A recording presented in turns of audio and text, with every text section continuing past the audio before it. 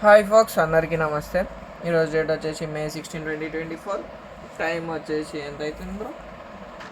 4:42 అవుతుంది పొద్దుగాల. సో ఇదైతే మస్తు simple problem. Question number 12. When the axis are rotated through and angle alpha find the transformed equation అని ఇచ్చింది కదా. ఇక్కడ మనకు తెలియాల్సింది ఏంటంటే ఇది మనకు ట్రాన్స్ఫర్మేషన్ ఆఫ్ యాక్సిస్, ఎందుకంటే ట్రాన్స్ఫార్మ్డ్ ఈక్వేషన్ అన్నాడు కదా. ట్రాన్స్ఫార్మ్డ్ ఈక్వేషన్ అంటే ఏంది? క్యాపిటల్ ఎక్స్లలో ఉంటాయి, ఇక్కడ యాంగిల్ ఇచ్చాడు.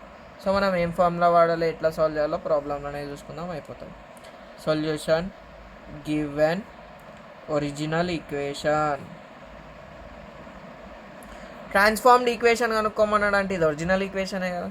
So x cos alpha plus y sin alpha equals to p. దీన్ని నేను ఈక్వేషన్ 1 అనుకుంటా. 1 అనుకోకపోయినా ఫరక్ పడదు. యాంగిల్ ఆఫ్ రొటేషన్ ఎంత ఇచ్చిండు? ఆల్ఫా ఇచ్చిండు, అంతే కదా. ఇక్కడ మనం వి నో దట్ ఏం తెలుసు, డబ్బా గీయాలి. యాంగిల్ ఇచ్చినప్పుడు ఈ డబ్బా గీయాలని చెప్పిన. ఇలా నేను చేసింది 2 వీడియోలు. ఆ 2 వీడియోలు చూసి అన్నీ కవర్ అవుతాయి. అయినా కానీ పురాణాలకి కొంచెం కష్టం ఉంది, ఏం కాదు చేద్దాం. మీద క్యాపిటల్ ఎక్స్ క్యాపిటల్ వై. ఈడ cos theta minus sine theta cos theta plus sine theta. సరేనా? రాసినాం, అయిపోయింది. వీడికి మనకి ఏం కావాలి? ఒరిజినల్ ఈక్వేషన్ ఇచ్చింది కదా, స్మాల్ ఎక్స్ స్మాల్ వై ఇచ్చింది కదా, అదే రాసేసి small x equals to x cos theta minus y sin theta capital y. ఇట్లా రాయాలి. ఇప్పుడు వైది గీట కదా, small y equals to capital x sin theta plus capital y cos theta. ఒకవేళ మనకి ట్రాన్స్ఫార్మ్డ్ ఈక్వేషన్ అన్నాడు, అదే ఒరిజినల్ ఈక్వేషన్ కనుక్కోమన్నాడు అనుకో, ఇట్లా రాస్తాం. సరేనా? ఇది అయిపోయినాక ఏంది? X equals to x cos theta. ఇక్కడ ఆల్ఫా కాదు బాయ్, ఇగో చెప్పేటప్పుడు ఇట్లా మిస్టేక్స్ పోతుండే అనమాట. X cos alpha minus y sin alpha. ఎందుకంటే టీటా ప్లేస్లో మనకి ఏమి ఇచ్చిండు? టీటా ఈక్వల్స్ టు ఆల్ఫా అన్నాడు కదా, ఆల్ఫా సబ్స్టిట్యూట్ చేసేస్తాం. ఇదైతే అన్నిటికంటే మోస్ట్ ఈజీ ఉంటుంది, ప్రొసీజర్ వచ్చిన వాళ్ళు చేస్తారు. Substitute small x comma y in equation 1. ఆ ఈక్వేషన్ 1 పెట్టుకుందాం, లేకపోతే ఇక్కడ ఈక్వేషన్ 1 పెట్టుకోలేవనుకో ఒరిజినల్ ఈక్వేషన్ అని రాయాల్సి వస్తుంది, అంతే. ఇప్పుడు ఇంకొక పేజ్ తీసుకుందాం. సో ఒకసారి ఈక్వేషన్ రాసుకుంటా. X cos alpha plus y sin alpha equals to p రాసినాం. సో ఎక్స్ ప్లేస్లో ఏముంది?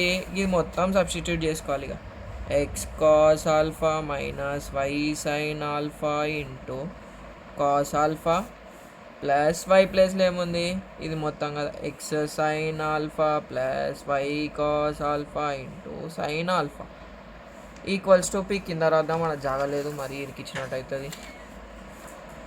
సో ఇది మొత్తం అయిపోయినాక ఇంకేం చేసాం బ్రో అంటే, ఈ కాస్ ఆల్ఫాని లోపలికి ఇంటూ చేయి. Cos alpha into cos alpha cos square alpha. ముంగట ఏదైతుందో అది రాయాలి.